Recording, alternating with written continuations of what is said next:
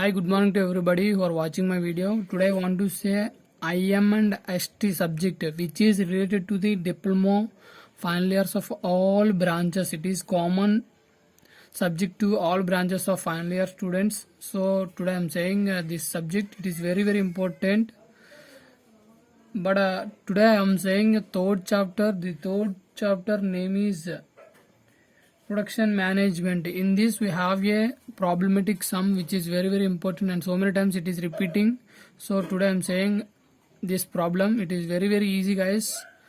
A project has 9 activities. The expected time of each activity as follows. అంటే ఒక project అనేది ఉంది, ఆ ప్రాజెక్ట్లో 9 యాక్టివిటీస్ అనేవి ఉన్నాయి. ఆ 9 యాక్టివిటీస్ కంప్లీట్ అయితే ఆ ప్రాజెక్ట్ అనేది మనకు కంప్లీట్ అవుతుంది. సో 9 యాక్టివిటీస్ కంప్లీట్ అవ్వడానికి మనకి ఎక్స్పెక్టెడ్ టైం కూడా ఇచ్చాడు. యాక్టివిటీ 1 నుంచి 2, 1 నుంచి సెకండ్ యాక్టివిటీకి వెళ్ళాలి అంటే 6 days అనేది పడుతుంది. ఎక్స్పెక్టెడ్ టైం ఇన్ డేస్ అండి ఇది డేస్లో. సో మనకి ఇవన్నీ కూడా డేస్. అలాగే 1 నుంచి 3 యాక్టివిటీకి వెళ్ళాలంటే 8 days పడుతుంది. 2 నుంచి 4కి అయితే 7 days. సో ఇలా మనకి క్వశ్చన్ అనేది ఇచ్చాడు. సో మనం ఈ 4 క్వశ్చన్స్కి ఇప్పుడు ఆన్సర్ అనేది చేయాలి. డ్రా ది ప్రాజెక్ట్ వర్క్ అనేది డ్రా చేయమన్నాడు. ఇలా మనకి క్వశ్చన్ ఇచ్చినప్పుడు దీనికి ఒక డయాగ్రామ్ అనేది రిలేటెడ్గా ఉంటుంది. సో డయాగ్రామ్ అనేది స్టార్టింగ్ దానికి ప్రాజెక్ట్ వర్క్ డయాగ్రామ్ అనేది మనం గీయాలి.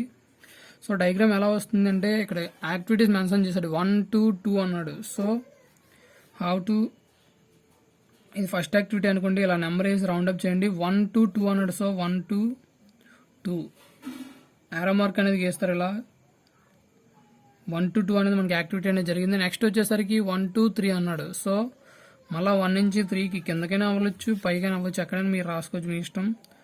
సో 1 to 3కి అయింది. మనకు ఎప్పుడు కూడా యారో మార్క్స్ అనేవి ఫార్వర్డ్ వెళ్ళాలండి, బ్యాక్వర్డ్ వెళ్ళకూడదు. సో ఫార్వర్డ్ గీస్తున్నాను, బ్యాక్వర్డ్ అనేది యారో మార్క్స్ అనేవి బ్యాక్ సైడ్ వెళ్ళకూడదు, ఫార్వర్డ్ వెళ్ళాలి. సో నెక్స్ట్ వచ్చేసరికి 2 to 4 అన్నాడు. సో 2 to 4 అనేది ఇక్కడ మెన్షన్ చేస్తాను నేను. 2 to 4 యారో మార్క్ కూడా దీనికి టచ్ అవ్వాలండి. ఇలా టచ్ అయితేనే మనకి డయాగ్రామ్ అనేది రైట్ అవుతుంది, లేదా రాంగ్ కొట్టేస్తారు. సో 2 to 4 వెళ్ళింది. నెక్స్ట్ వచ్చేసరికి 3 to 4 అన్నాడు. So 3 to 4. So 3 to 4. Next వచ్చేసరికి 4 to 6 అన్నాడు. సో ఇక్కడ 6 అనేది వేస్తే సో 4 to 6 అనేది వెళ్ళింది. ఓకే. నెక్స్ట్ వచ్చేసరికి 5 to 6 అన్నాడు. సో 5 ఇక్కడ ఎక్కడా లేదు. సో 5 అనేది ఇక్కడ రాయండి. 4 to 6 అయింది, 5 to 6 కాబట్టి 5 ఇక్కడ వేస్తాను నేను. సో 5 to 6 అనేది వెళ్ళింది. నెక్స్ట్ 8 అన్నాడు. 3 to 5 అన్నాడు. So 3 to 5. సో 3 to 5 అనమాట. నెక్స్ట్ యాక్టివిటీ కూడా మనం చూసుకొని గీయాలి గైస్. మనం ఈ 5 అనేది ఇక్కడ గీసేస్తే 3 to 5కి మనకి డ్రా చేయడానికి అవ్వదు. సో నెక్స్ట్ యాక్టివిటీ కూడా ఇక్కడ 4 to 6 ఉంది, 5 to 6 ఉంది, 5 అనేది సడన్గా వచ్చింది. సో నెక్స్ట్ యాక్టివిటీ చూడాలి. 3 to 5 అన్నాడు. సో 3కి 6కి మధ్యలో 5 అనేది మనం డ్రా చేసుకోవాలి. సో 3 to 6కి మధ్యలో అనేది 5 అనేది డ్రా చేశాను. నెక్స్ట్ వచ్చేసరికి 5 to 7 అన్నాడు. So 5 to 7. ఆ నెక్స్ట్ చూడండి 6 to 7 అంటే 6కి 5కి మధ్యలో 7 అనేది మనకి మెన్షన్ చేయాలి. 7 అనేది ఉండాలి.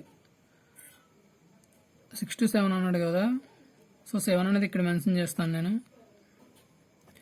5 to 7 అన్నాడు కాబట్టి 5 to 7 arrow mark. Next 6 to 7. So 6 to 7. This is the project diagram. ఇది మనకు ప్రాజెక్ట్ డయాగ్రామ్ అండి. మనం క్రిటికల్ పాత్, టీఎల్ అవన్నీ కూడా దీనికే ఫైండ్ అవుట్ చేసేద్దాం. సో ఫస్ట్ వన్ ఆన్సర్ అనేది అయిపోయింది. ఇలా డయాగ్రామ్ అనేది గీస్తే ఫస్ట్ వన్ ఆన్సర్ అనేది అయిపోతుంది. మనకి ఇది 10 మార్క్స్కి ఇస్తాడు. ఇక్కడ 4 ఇచ్చాడు. 4 2s 8 వేసుకున్నా సరే ఒక్కొక్క దానికి 2 మార్క్స్ వస్తాయి. సో మీరు ఇలా డయాగ్రామ్ ఒకటి వేసినా సరే మీకు 2 మార్క్స్ కన్ఫర్మ్గా వేస్తాడు. మనకు ఎప్పుడు కూడా ఇందులో కండిషన్స్ ఏంటి అంటే యారో మార్క్స్ ఎప్పుడు కూడా ఫార్వర్డ్ డైరెక్షన్లోనే ఉండాలి, బ్యాక్వర్డ్ డైరెక్షన్లో ఉండకూడదు. So that is the diagram అండి. ఇది ఒక చిప్ షేప్లో వస్తుంది.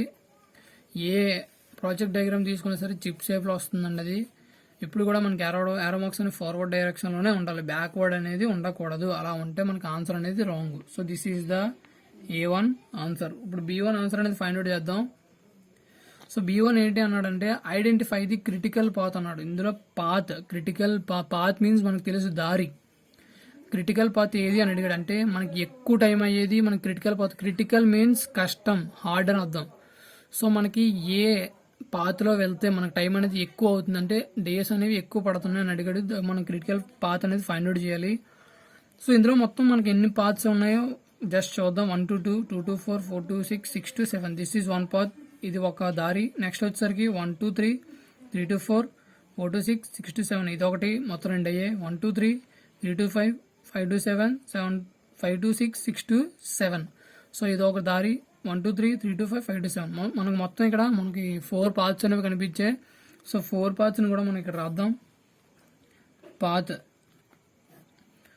ఫస్ట్ పాత్ ఏంటి 1 to 2 1 ఫస్ట్ యాక్టివిటీ నుంచి సెకండ్ నుంచి ఫోర్త్ నుంచి సిక్స్త్ నుంచి సెవెంత్. మనం ఎలా ఈ 7ని చేరుకోవడానికి ఎన్ని వేస్లో ఉంటాయి అన్ని వేస్ రాసేయాలి కదా. సో ఇది అయిపోయింది. 1 3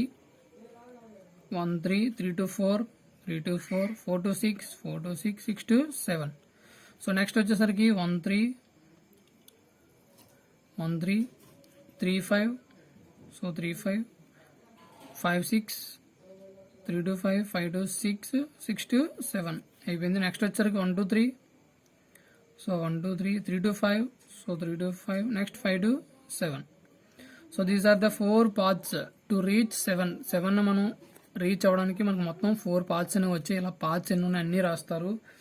నెక్స్ట్ వచ్చేసరికి టోటల్ డ్యూరేషన్ అంటే టైం అండి, డేస్. మనకి ఇక్కడ మనకు క్వశ్చన్లో ఇచ్చాడు ఏంటంటే ఎక్స్పెక్టెడ్ టైం అన్నాడు 1 to 2 ఫస్ట్ నుంచి సెకండ్ యాక్టివిటీకి మనకి 6 days అన్నాడు. సో ఫస్ట్ నుంచి సెకండ్కి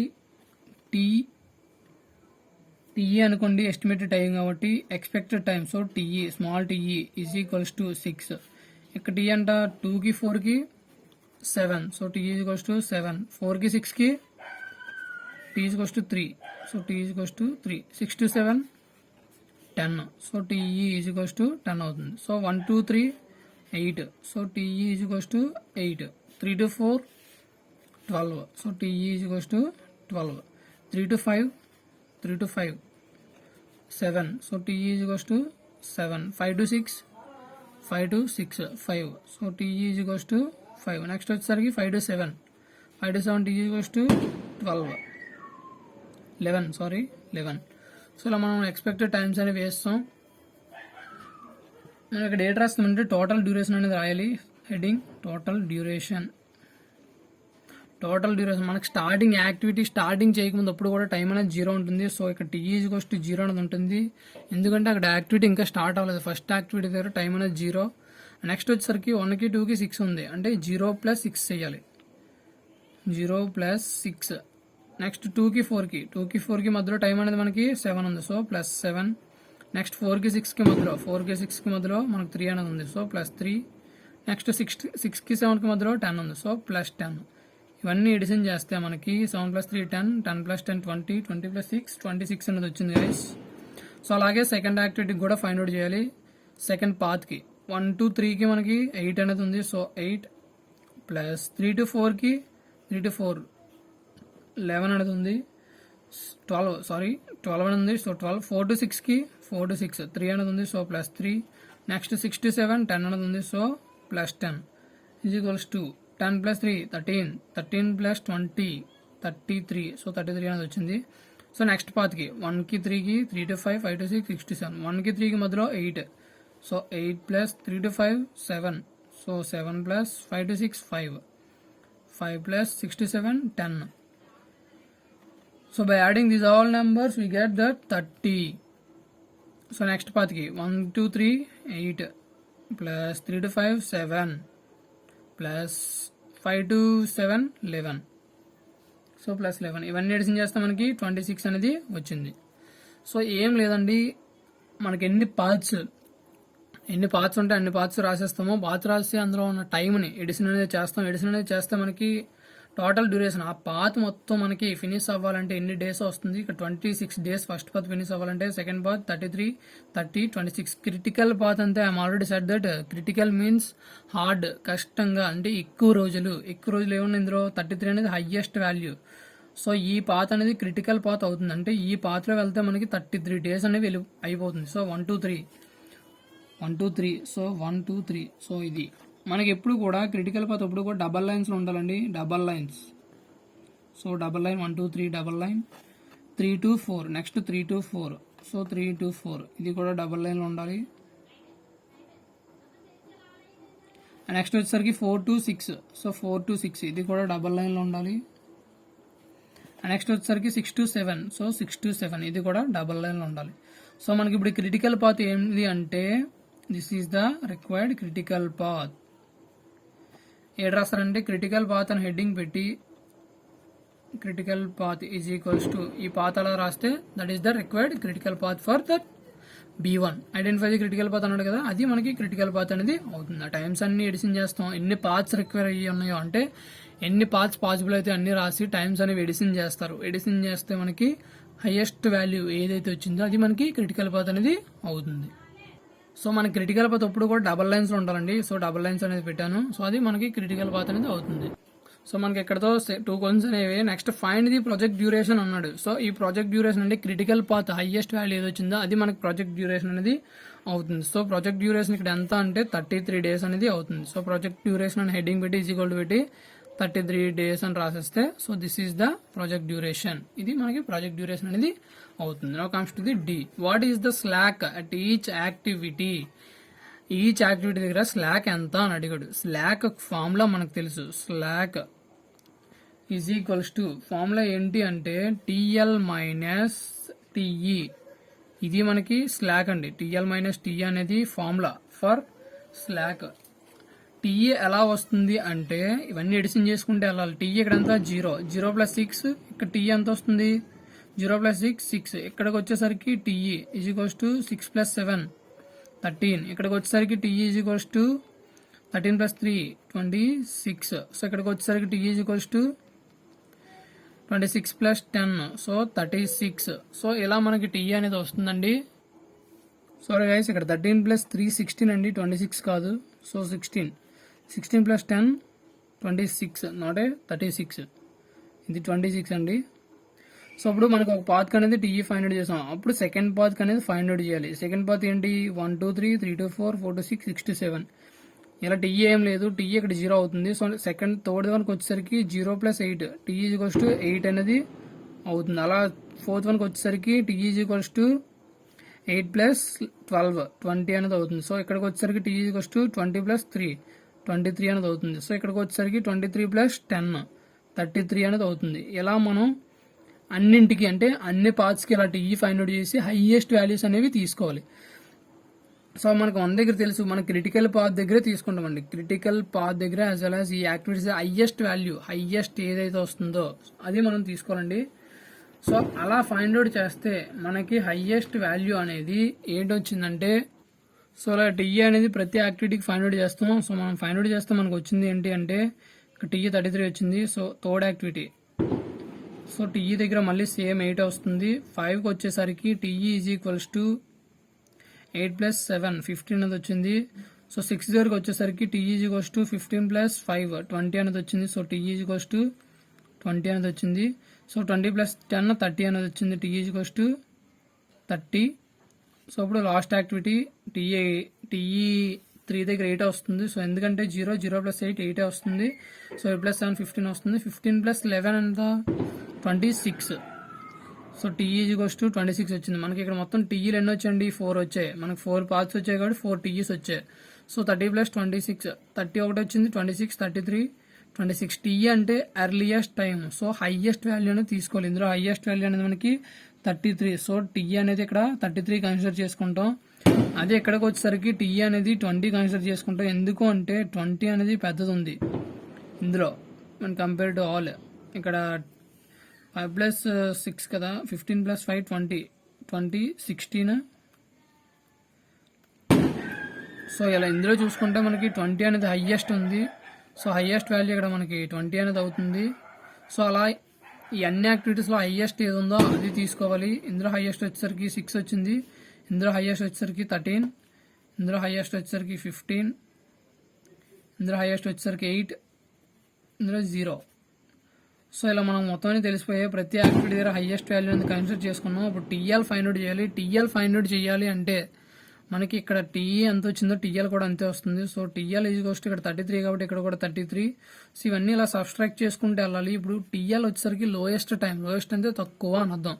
సో లోయెస్ట్ తక్కువ అడుగుతున్నాడు కాబట్టి మనం 7 నుంచి 6కి అలా పాత్స్ అన్ని కూడా రెడ్యూస్ చేసుకుంటూ 1 దగ్గరికి అనేది రావాలి. మన క్రిటికల్ పాత్ అనేది 0 రావాలి గైస్.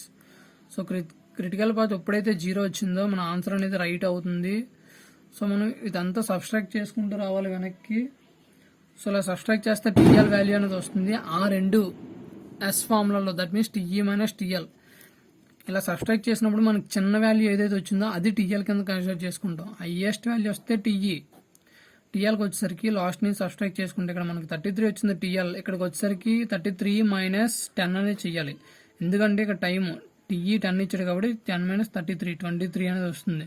సో అలా సబ్స్ట్రాక్ట్ చేసుకుంటూ రావాలి. అలా సబ్స్ట్రాక్ట్ చేసుకుంటూ వస్తే ఈచ్ యాక్టివిటీ దగ్గర స్మాలెస్ట్ వాల్యూ అనేది తీసుకోవాలి. స్మాలెస్ట్ వాల్యూ టీఎల్ కింద తీసుకుంటారు, టీ ఏమో హైయెస్ట్ వాల్యూ. సో ఇప్పుడు ఎస్ ఫార్ములా తెలుసు, TL minus TE. TL minus TE అంటే టీఎల్ నుంచి టీఈ తీసేస్తే ఎస్ అనేది వచ్చేస్తుంది. అడిగిన స్లాక్. సో అడిగింది ఏంటి అంటే ఈవెంట్, ప్రతి ఈవెంట్ దగ్గర స్లాక్ ఎంత అని అడిగాడు. సో ఈవెంట్ రాస్తారు, event first event, second, third, fourth, fifth, sixth, seventh. So 7 events ఉన్నాయి, 7 ఈవెంట్స్ దగ్గర రాశాను. సో స్లాక్ టైం ఫార్ములా మనకు తెలుసు, టీఎల్ మైనస్ టీఈ. టీఎల్ అంటే లోయెస్ట్ వాల్యూ అండి, అక్కడ లోయెస్ట్ వాల్యూ అనేది తీసుకోవాలి. టీఈ అంటే అర్లియర్ టైం, హైయెస్ట్ వాల్యూ అనేది తీసుకోవాలి. సో ఇక్కడ slack time TL minus TE చేస్తే మనకి ఆన్సర్ అనేది 0 వచ్చింది, స్లాక్ అనేది. నెక్స్ట్ 7 వచ్చింది, నెక్స్ట్ 0, నెక్స్ట్ కూడా 0, next 3, 0, 0. So this is the required answer for D1 question. So డీకి క్వశ్చన్ ఆన్సర్ ఇదండి, ఏం లేదు. ప్రతి ఈవెంట్ దగ్గర టీఈ టీఎల్ ఫైండ్ అవుట్ చేస్తారు, రెండు సబ్స్ట్రాక్ట్ చేస్తే మనకు స్లాక్ అనేది వస్తుంది. So this is the required answer. ఈ 4 కూడా మీకు కనుక్కుంటే 10 మార్క్స్ అనేవి ఈజీగా వస్తాయండి. So it is very very easy అండి. I think you don't have any doubt from this. If you have any doubt please comment below this video guys. I will clarify the doubt for you. If you want more videos related to this subject, please comment below this video guys. So please subscribe, share and like my channel guys. Thank you.